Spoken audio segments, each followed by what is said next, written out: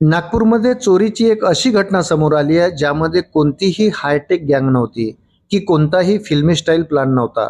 पण चोरी मागचं कारण ऐकून पोलिसही हैराण झाले आहेत. हे प्रकरण कळमना परिसरातील असून एका गोडाऊनमधून तब्बल 11,39,000चं सामान चोरीला गेलं.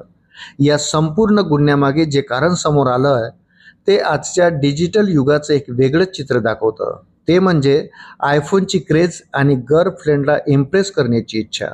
नागपूरच्या कळमना परिसरात एक मोठं गोडाऊन आहे जिथे टाईल्स, सॅनिटरी आणि सीपी फिटिंगचं सामान ठेवलं जातं. गोडाऊनच्या दुसऱ्या मजल्यावरील पत्र्यांची चादर तोडून चोर आत घुसले आणि त्यांनी नळ, घरगुती वापराचे वेगवेगळ्या सिरीजचे महागडे नळ व इतर मौल्यवान साहित्य लंपास केले. सकाळी जेव्हा गोडाऊनचे मालक राहुल जयचंद ब्रह्मा तिथे पोहोचले तेव्हा तिथली अवस्था पाहून त्यांना धक्का बसला. त्यांनी तातडीने कळमना पोलिसांना माहिती दिली. पोलिसांनी गुन्हा दाखल करून तपास सुरू केला. पोलिसांच्या टीमने परिसरातील 25हून अधिक सीसीटीव्ही कॅमेऱ्यांचे फुटेज तपासण्यास सुरुवात केली. तासरतास केलेल्या मेहनतीनंतर पोलिसांना काही संशयास्पद हालचाली आढळून आल्या. हळूहळू सुगावा लागत गेला आणि पोलीस 3 आरोपीपर्यंत पोहोचले. जेव्हा आरोपींना ताब्यात घेण्यात आलं तेव्हा इरफान अली उर्फ उम्मू रमजान अली आणि इतर 2 अल्पवयीन मुलांची नावे समोर आली.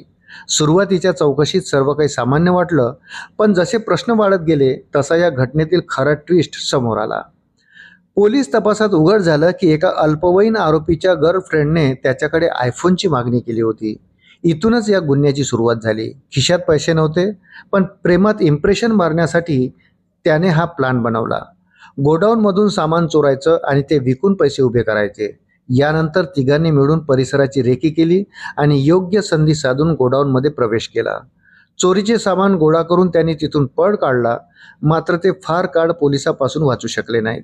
पोलिसांनी 25हून अधिक सीसीटीव्ही कॅमेऱ्यांचे फुटेज तपासत अखेर तिघांनाही बेड्या ठोकल्या. चौकशी दरम्यान आरोपींनी चोरीची कबुली दिली आहे. अशाच नवनवीन अपडेटसाठी व्हिडिओला लाईक आणि चॅनलला सबस्क्राईब जरूर करा. धन्यवाद.